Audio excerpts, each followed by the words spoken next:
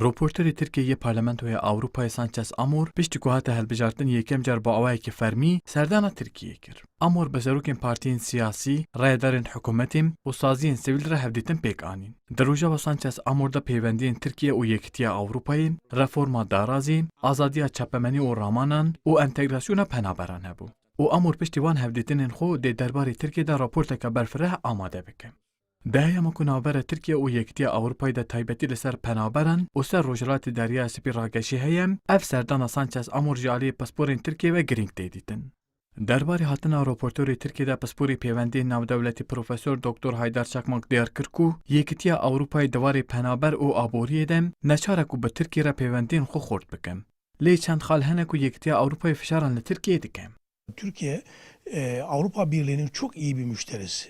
Yekîtiya Avrupayê dibêje ku megamoroyan li ser Tirkiye karîger bikin. Welatên Avrupayê bi qesî 150 milyar dolaran hinardeyê bi Tirkiye re dike. Nikarê gamoroyan karîger bike. Di mijara penaberan de jî Awropa alîkariya Tirkiye neke, Tirkiye deriyên xwe dê veke û penaberên li Tirkiye ji sedî heştê dê derbasî Awropa bibin û Awropa dê têk biçe. Li Awropa di mijara demokrasî, serdestiya hiqûqê û mafê mirovan de her zorê li Tirkiye dike ku guherînan pêk bîne û di wan xalan de Tirkiye gelek ji Awropayê dûr e.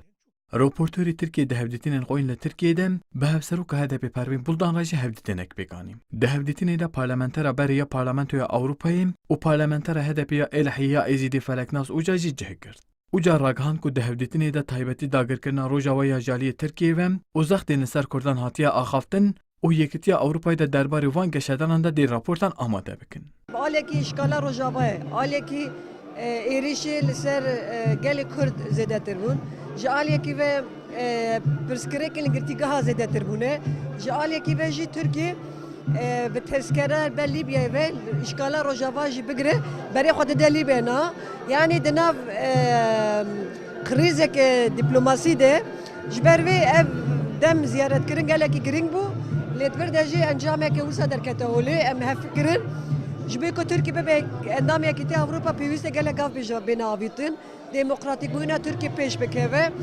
Gerek ji bo demokratîk bûna Tirkiye pêş bikeve yekser rêbazên çareseriyê ê demokratîk bûnê pêş bikevin.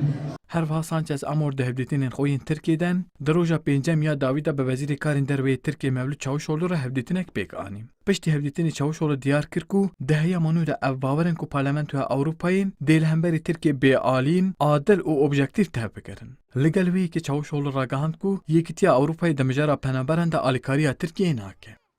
Vural erişmiş. Kurdistan 24 Ankara.